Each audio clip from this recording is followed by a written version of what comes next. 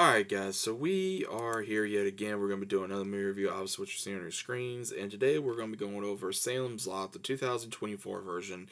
Watched this on Max the other night and was kind of shocked. The reason why I was shocked is, again, I know I had a relook on this movie. Apparently this movie's already been done once before. There was a series, I think.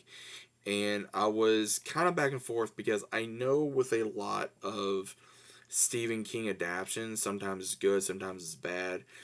But I'm just going to say this right off the bat. I actually enjoyed this film. And the reason why I enjoyed this film is because they went back, I would say, to the roots of vampires. Now, the entirety of this movie is based around the character Ben Mears, played by Lewis Pullman. Now, what happens is he comes from a very dark past. He lost his parents when he was a kid. He comes back. He's a very established writer, and he starts getting the attention of another character, Susan Norton, played by Mackenzie Lay. Now, again, she is just your ordinary girl trying to figure out, how to get out of this town. Because again, this is a very, very small town. And things start really happening when he returns. You have this unknown character by the name of Richard Stryker, who he opened up his own, him and his so-called partner open up this store. He has these people, they bring something in his basement, and it's full of dirt. So again, me being a horror nut, I already kind of know where this is going. And then he abducts a child. He sacrifices this kid to his vampire master Barlow. And then by that time, things just start, being a grinding wheel. We see where he starts going after different ones to be taken out. Somehow, some way. He starts spreading the virus because, again, you get bit, you wait however long, you turn into a vampire, and this virus just spreads. Like it almost spreads overnight. Like, I would say not even a week. Not even a week was this virus almost taking over the town. So we have these characters where between Matthew Burke, who's a school teacher, you have Dr. Cody, who is a doctor, and then you have, of course, the other character, who is the youngest character in here, Mark, who he is a big horror, I would say, nut slash survivor. He got bullied early in the film. He doesn't take no mess because he realizes, hey, if I don't do something now, I'm going to get bullied for the rest of the year. And his, new friends, try to tell him, like, hey, what happens if this happens, this happens. Well, he starts noticing things as well because one of the ones that was his friends, he tries to visit him, as a vampire, and he almost tries to take him, but then he's able to repel him, and he's like, okay, I'll make a word that I'm going to save you, that I'm going to release you from this curse. And he starts doing his digging on vampires. And then the one, Matt, who is the teacher, he finds, a gravedigger that was a former student of his. He tries to help him. I guess he was bit. And then he goes to, of course, Ben and Susan, and then things just start spiraling out of control. And the doctor does not believe this. So they're like, okay, now this one's mother is missing. And when this happens, they're like, okay, for you to believe, let's go to the morgue and see if she rises. And they're like, well, okay, if she rises, what's going to happen? Now, between Mark and Matt, they go to the house where Barlow apparently is and Stryker, and then unfortunately Matt does not survive. He gets turned, and Mark, he barely survives by getting strung up, and he actually, this is a smart kid.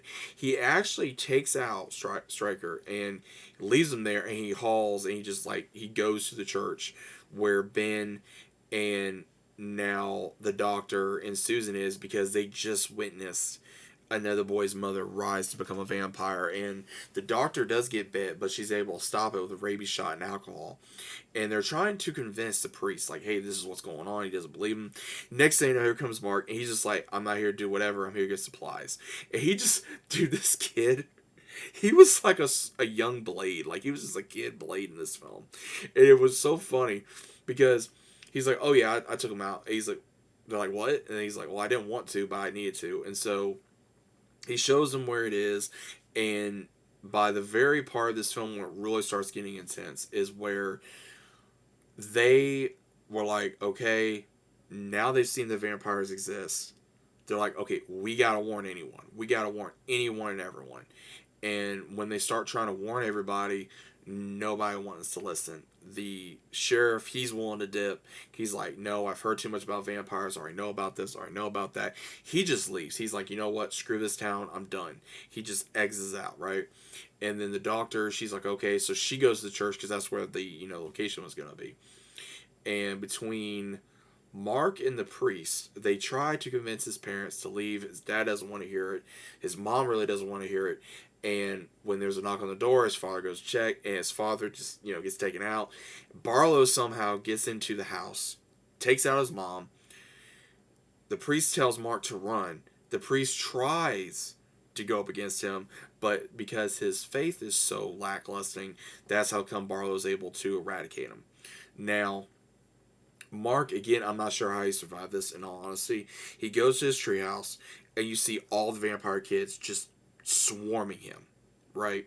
He closes all the windows, and he was able to stab one, and you just see him swarming the tree in the treehouse until morning. And I'm sitting here and I'm going, how did he survive that? That's what got me. And then at the same time, how was Barlow able to get in? Because again, old school, you got to invite one to get in, right? Because you saw where Matt was having to deal with the one Mike, and he says, I rescind my invitation. And he just flies out. And I'm like, okay, so that's how old school we're going. And then we see, you know, Ben and Susan try to go tell her mom, hey, you need to come with me. Again, she don't like Ben. And she was so stupid that she got played by Stryker saying, oh, we'll take care of us and all this and that. She pulls a gun out on Ben after Susan is bitten by a vampire. And her mom is like, oh my God, da, da, da. And she's trying to kill Ben rather than take out the vampire because she's that stupid. And he's trying to pull her to the church. And again, she's on holy ground. And he's telling the doctor, hey, we gotta save her. And they can't. So she runs off. She's already turned. He tries to go after her. And luckily he survives, even though you just got a bunch trying to go after him. And then luckily between him and her, they survive. And then we see where the sheriff just goes through the window. And he goes, well, apparently he wasn't much help. And then that's when he comes to the window and she's like, no, he really wasn't. So they're going through everything. All the cars are gone. It's literally a ghost town. You see Mark, he is going after Barlow after they went to his house. They see all the bodies and they're trying to find him. And apparently he's going after Barlow to finish it. And he takes out Danny, who was his friend, and they come up with an idea. And they go to the old school theater where you would for a drive-in. All of them, all the vampires were in pretty much car coffins. And they're being protected by Susan's mom. So she takes out the doctor. Between Ben and Mark, they're able to fend off the vampires. They're able to fend off her mother, but at a cost not only for the doctor's life, but also for sunlight.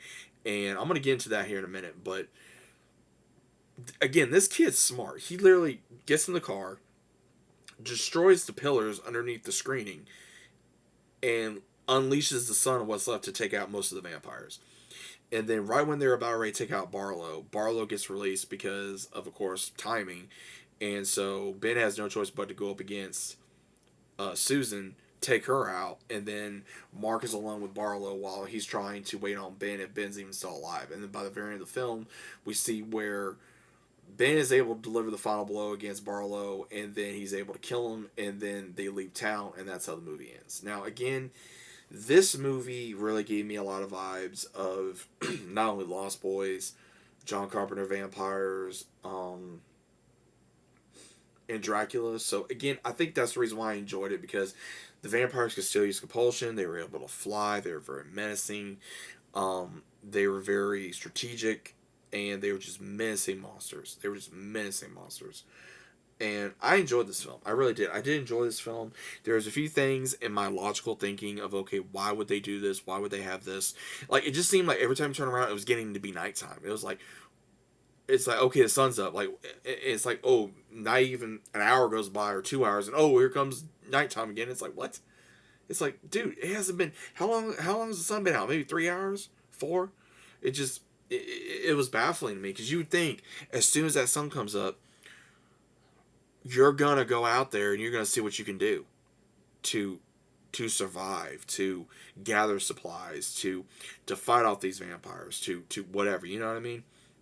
Same thing with how it was almost in 30 Days a Night type deal. But again, I enjoyed this movie. I really don't think we're going to be getting a sequel. I don't see a reason to have a sequel for this, but I would kind of like to see before this took place in another state or another country. Maybe I think that'd be kind of cool. But again, I enjoyed this. I know I'm a little late to the party to talk about this, but overall, Salem's Lot 2024. I give it a thumbs up. I think it was a good film. Um, it was a little slow on some stack points, but again, with a Stephen King movie, it's either take it or leave it. Sometimes it's good, sometimes it's bad. This one, in my opinion, this one was good. This one's something I would watch again. This is something that I enjoyed, and this is something that wasn't. It was serious when it needed to be. It was kind of silly when it needed to be, and it could take your mind off things, and you didn't have to put so much thinking involved. So, again, that's just my overall thoughts of this film, guys. What'd you think of it? If you have seen it, let me know. If you haven't seen it, definitely go check it out. It's on Max right now. And either way, let me know what you guys' thoughts are about. Hope you guys enjoyed the video. Leave a like, subscribe to the channel, and I'll see you as always on the next one.